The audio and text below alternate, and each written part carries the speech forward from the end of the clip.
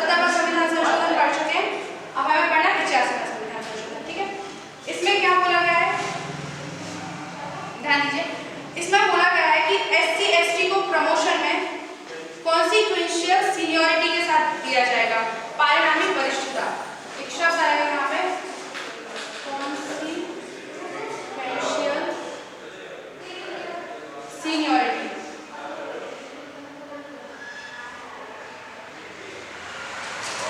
पारिणामिक वरिष्ठता।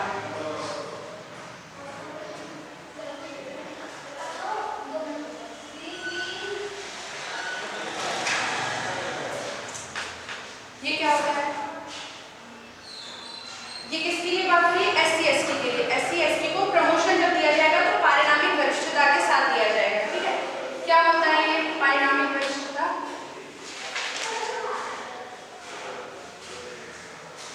देखिए साफ कर दें इसको, ये हो गया, जल्दी जल्दी नोट करो,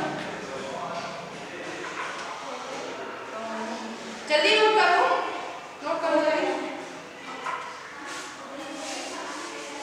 क्या होता है कि जैसे कि किसी भी विभाग में दो लोग नौकरी कर रहे हैं, एक है जो जनरल कैंडिडेट है, जिसके लिए जो जनरल से फाइट करके आया है, ठीक है, जनरल यानी कि जो प्योर कॉम्पिटिशन है वहां से आया है, और एक है जो SC/ST से आया हुआ है, यानी रिजर्वेशन से आया हुआ है। ठीक है ना, अब जैसे अगर हम देखें जनरल कैंडिडेट ने ज्वाइनिंग की है, मान लेते हैं हम 2004 में, ठीक है, और इसने ज्वाइनिंग की है मान लेते हैं 2006 में, तो यहाँ पे कौन वरिष्ठ हुआ,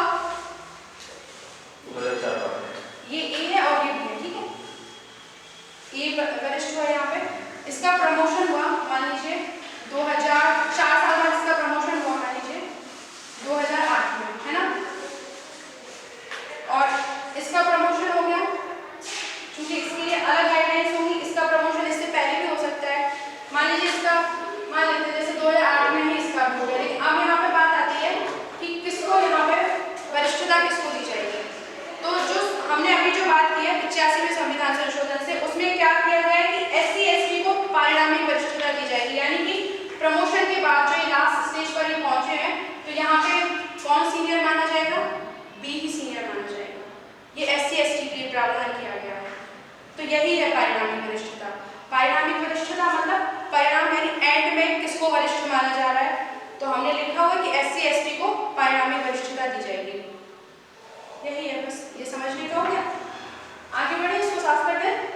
फिर इसमें भी वही M नागराज का मामला आया 2006 में, तो उसमें यही कहा गया कि ये सब ये भी वैध है, जो ये 85वां संविधान संशोधन हुआ है ये वैध है। लेकिन अभी कुछ सालों पहले जो जजेस की बेंच बैठी थी, उन्होंने कहा है कि हम अगर किसी कंपनी की गाइडलाइंस में ये लिखा हुआ है, पहले से अगर लिखा हुआ है कि पारिणामिक वरिष्ठता दी जाएगी, तभी माना जाएगा कि पारिणामिक वरिष्ठता तभी मान्य होगी। अगर उन्होंने पहले से क्लैरिफाई नहीं किया है तो ये चीज नहीं मानी जाएगी। ठीक है, आगे बढ़े, समझ में आ गया आप दोनों को, आगे समझ में, साफ कर दे फिर इसको, नोट कर दो, साफ कर दो। हाँ, जो आपने पढ़ाया था, हाँ, क्लास 2 क्या होता है? हाँ, ये क्लास के बाद बताएंगे, रुक जाना, क्लास के बाद बताएंगे। अब देख लेते हैं 16(4)B में क्या कहा गया है। तो 16(4)B लाया कब गया है, 81वें संविधान संशोधन से लाया गया है। इसमें कहा गया है, इसमें कैरी फॉरवर्ड जो शब्द सुना होगा ना, कैरी फॉरवर्ड, वही चीज इसमें है कि जो राज्य है वो कैरी फॉरवर्ड का नियम लागू कर सकता है। तो यही चीज में कही गई है कि कैरी फॉरवर्ड किया जा सकता है। क्या होता है ये कैरी फॉरवर्ड,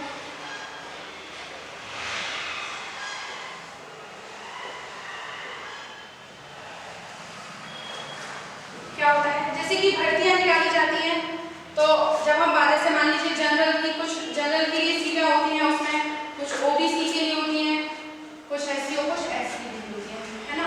जैसे कि मान लेते हैं जनरल के लिए 100 सीटें हैं, यहाँ पे हम मान लेते हैं इनके लिए 40 सीटें हैं, इनके लिए 30 सीटें हैं और इनके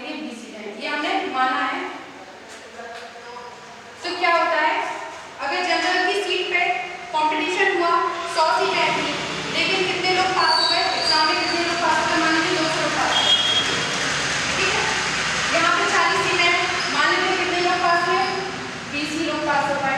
यहाँ 30 में से 15 ही पास हो पाए और यहाँ पर 10 लोग पास हो पाए। ठीक है, तो क्या था, कुछ लोगों ने कहा, कुछ डिबेट चली अब, तो किसी ने कहा कि भाई जो ये सीटें खाली रह गई हैं, कितनी सीटें, यहाँ 20 सीटें खाली रह गई हैं, यहाँ पे 15 सीटें खाली रह गई हैं और यहाँ पे 10 सीटें खाली रह गई हैं, है ना। तो कहा गया कि जो ये एक्स्ट्रा जो 100 लोग आ गए हैं आपके पास, यहाँ पे तो ये एक्स्ट्रा आ गए हैं ना 100 लोग, तो कहा गया कि ये जो एक्स्ट्रा 100 लोग आ गए हैं इनको इन्हीं सीटों पे बांट दिया जाना चाहिए। ये जो आपके पास सीटें खाली रह गई ओबीसी की 20 सीटें इनको दे दीजिए, आप जनरल को दे दीजिए, 15 सीटों को जनरल को दे दीजिए और ये 10 सीटों को जनरल को दे दीजिए। लेकिन दूसरा पक्ष क्या कहता है, दूसरा पक्ष कहता है कि भाई एक नजरिए ये भी तो है कि हमारे पास ओबीसी या एससी एसटी अभी इतने भी सक्षम नहीं हो पाए कि हमें 40 लोग योग्य मिल पाए, हमें केवल 20 ही लोग योग्य मिल पाए। यहाँ अगर वैसे की बात करें हमें 30 योग्य लोग चाहिए थे लेकिन हमें केवल 15 ही योग्य मिल पाए हैं और यहाँ 20 की बात करें तो केवल 10 लोग हमें योग्य मिल पाए। तो इसकी क्या बात हुई, आगे बात हुई कि जब हम अगली भर्ती निकालेंगे तो उसमें हम क्या करेंगे, ये जो सीटें खाली रह गई हैं इनको हम साथ में जोड़ के निकालेंगे। ठीक है, जैसे अगली भर्ती निकली तो जनरल के लिए 100 सीटें निकली, यहाँ पे 40 सीटें थी, 20 जो खाली रह गई है, ये वाली जो 20 खाली रह गई इनको जोड़ के निकलेगी, कितनी, 60। ठीक है, यहाँ पे 30 सीटें थी, 15 खाली रह गई थी पिछली वाली, तो कितनी निकलेंगी, 45। और ऐसे ही इसमें जो 20 सीटें थी 10 खाली रह गई तो कितनी निकलेंगी, 30 सीटें। ठीक है, लेकिन अब इसमें जो 60 लोग हैं, जब ये इसमें से सिलेक्शन होंगे, जब 60 चुने जाएंगे तो जो उनमें से 20 लोग होंगे उनको पुरानी भर्ती पे भेजा जाएगा। जो पुरानी बैकलॉग शब्द तो सुना होगा ना, इसी के लिए आता है बैकलॉग। बैकलॉग आता है कि जो पुरानी जो खाली सीटें रह गई हैं उनके लिए पूरा एक पूल बना के फिर सरकार भर्ती करवाती है, उसको बोलते हैं बैकलॉग। बैकलॉग के एग्जाम होते हैं, कभी ध्यान दिया हो तो यही चीज है, तो ये इसी को बोला गया कैरी फॉरवर्ड का रूल।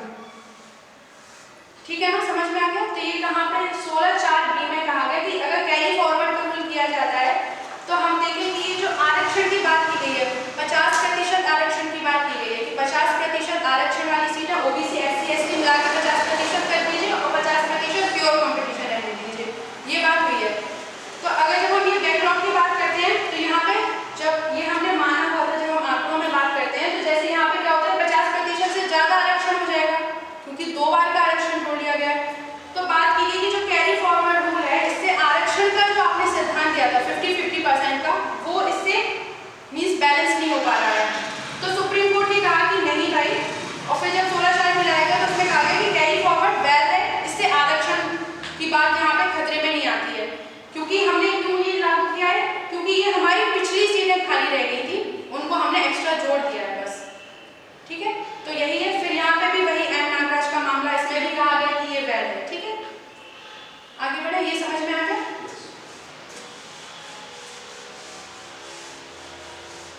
तो ये हो गया हमारा आर्टिकल 16।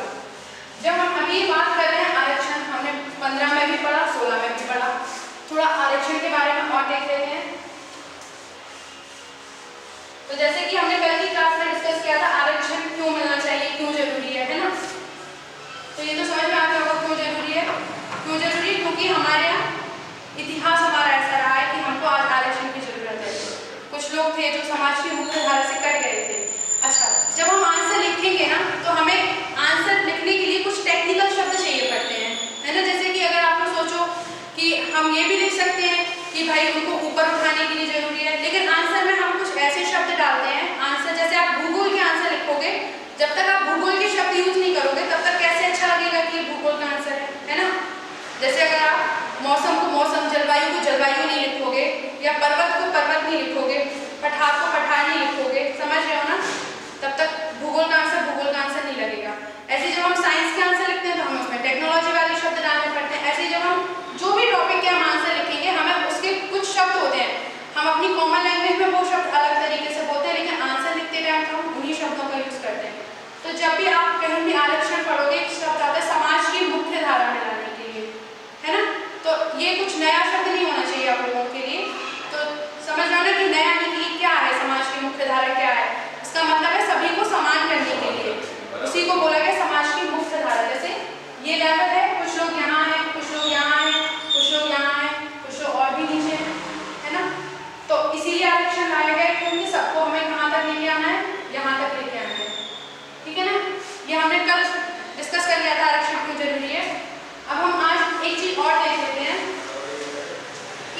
आरक्षण का तरीका क्या होना चाहिए, ठीक है, आरक्षण किस आधार पर मिलना चाहिए। तो बताओ छात्रों, किस आधार पर मिलना चाहिए आरक्षण? आरक्षण योग्यता के आधार पर, ठीक है। आप लोग बताइए, बताओ, कुछ तो सुना ही होगा। आरक्षण होता क्या है? जाति के आधार पर। ठीक है, जाति के, वो तो मिल ही रहा है जाति के आधार पर। अच्छा चलो हम लिख लेते हैं, फिर बताएं, फिर हम लोग बात करते हैं कि आरक्षण का तरीका क्या होना चाहिए।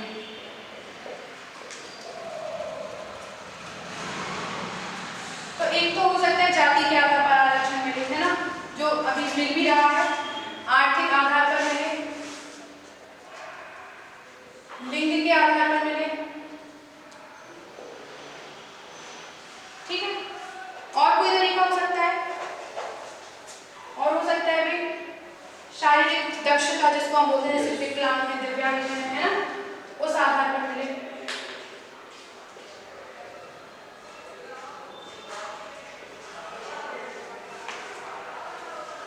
तो देखो, जाति के आधार पर हम अभी जो हम आरक्षण बांट रहे हैं, जब तक ईडब्ल्यूएस नहीं था, इकोनॉमिक वीकर सेक्शन की जब तक बात नहीं थी, तब तक जाति के आधार पर आरक्षण मिलता था, है ना।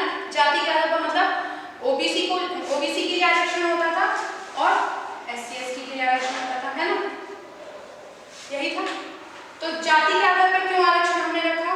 हमने कल डिस्कस किया था ना कि हमारा जो समाज था, भारतीय समाज था, वो जातियों में विभाजित था। ब्राह्मण, क्षत्रिय, वैश्य और शूद्र हुआ करते थे, 4 वर्ण। उनको हमने बाद में जातियां बनी, वही वर्ण जातियों में बट गए। तो जाति के आधार पर हमने अपने समाज को वर्गीकृत करके रखा हुआ था। तो जो पिछड़ी जातियां रह गई थी, जिनको कभी इतिहास में मौके नहीं मिले, अवसर नहीं मिले उनको ऊपर उठने के, तो उनके लिए हमने आरक्षण का तरीका अपनाया। आरक्षण के किन किन क्षेत्रों में? शिक्षा के क्षेत्र में और रोजगार के क्षेत्र में हमने आरक्षण की बात की। कुछ लोग कहते हैं आर्थिक आधार पर आरक्षण होना चाहिए, ठीक है। अब जब सरकार ने ईडब्ल्यूएस लेके आई है, जब इकोनॉमिक वीकर सेक्शन के लिए 10% आरक्षण की बात हुई है 103 में संविधान संशोधन से, तो उन्होंने कुछ गाइडलाइंस भी दी है कि भाई आपके पास इतनी भूमि होनी चाहिए, आपकी इनकम इतनी होनी चाहिए, है ना, पढ़ा होगा जब निर्णय आया था, तब थोड़ा बहुत देखा होगा न्यूज़पेपर में। अच्छा, दूसरी चीज अगर हम देखें, आर्थिक आधार पर जब हम आरक्षण की बात करते हैं, तो ये चीज कुछ हद तक काल्पनिक नजर आती है। कैसे काल्पनिक लगती है?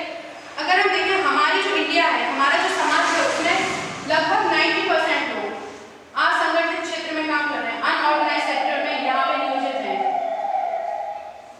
असंगठित क्षेत्र जानते होंगे, और 10% लोग हैं जो संगठित क्षेत्र में नियोजित हैं। संगठित क्षेत्र होते हैं जैसे कि जो नौकरी कर रहे हैं, ठीक है, यानी सरकार के पास जिनका ब्यौरा है। संगठित मतलब जो नौकरी कर रहे हैं, एक तरीके से संस्थाएं हैं पूरे, जहाँ पे सारे नियम कानून लागू हो रहे हैं, वेजेस जहाँ पे रूल्स लागू होते हैं, जहाँ पे कार्य करने की जो दशाएं हैं, वो सब जहाँ पे लागू। असंगठित क्षेत्र कौन होते हैं? जो लोग मजदूरी कर रहे हैं, ठीक है, जो संगठित क्षेत्र में नहीं है, जैसे कि जो दिहाड़ी मजदूरी कर रहे हैं, या जैसे कोई ठेला लगा रहा है, या किसी ने अपनी बुक शॉप खोल ली है, या जो खेती कर रहे हैं, ठीक है, वो किस में आते हैं? असंगठित क्षेत्र में आते हैं। तो हमारे भारतीय समाज में 10% लोग ही हैं जो संगठित क्षेत्र में है, और 90% लोग कौन है? जो असंगठित क्षेत्र में है। अगर हम इस आधार पर रिजर्वेशन की बात करेंगे, तो रिजर्वेशन के लिए जो हमने सीमा निर्धारित की है कि भाई, जैसे कि आपने सुना होगा क्रीमी लेयर आता है, ओबीसी के लिए आता है क्रीमी लेयर, है ना। तो क्या है क्रीमी लेयर? क्रीमी लेयर क्या है कि यदि वार्षिक आय 8 लाख रुपए से कम है, तब आपको आरक्षण मिलेगा, और यदि वार्षिक आय 8 लाख रुपए से ज्यादा है, तो आप ओबीसी में होते हुए भी आपको आरक्षण नहीं मिलेगा। यही है, ये सीमा 8 लाख की है, कभी 6 लाख की है, कभी घटा बढ़ा दी जाती है इसको। तो यही चीज है कि कौन लोग माने जाएंगे कि जो 8 लाख से ऊपर है। अगर एक चीज हम देखें व्यवहारिक रूप में, अगर हम सोचें, तो जो असंगठित क्षेत्र के लोग हैं, ये अपनी इनकम कम भी दिखा सकते हैं अगर आरक्षण लेना है, क्योंकि सरकार के पास कोई वैलिड डॉक्यूमेंट्स तो नहीं है, डेटा नहीं है कि भाई इनकी इनकम कितनी है। अगर किसान है, तो ये हम कैसे डिसाइड करेंगे कि कोई छोटा किसान है, सीमांत किसान है या बड़ा किसान है? ये हम डिसाइड नहीं कर सकते अभी, अगर देखा जाए तो। लेकिन संगठित क्षेत्र के लोगों की तो हमें पता है कि किसकी इनकम कितनी है। भाई जैसे अगर मेरे पापा सरकारी कर्मचारी हैं, है ना, तो पता है सरकार को कितनी इनकम कितनी है। हाँ, जो प्राइवेट सेक्टर है, जो प्राइवेट काम कर रहे हैं, जो असंगठित क्षेत्र में, उनके लिए सरकार के पास डेटा नहीं है। तो अगर देखा जाए तो ये 90% लोग, इनमें हम विभाजन नहीं कर सकते कि किसको आरक्षण मिलना चाहिए, किसको नहीं मिलना चाहिए।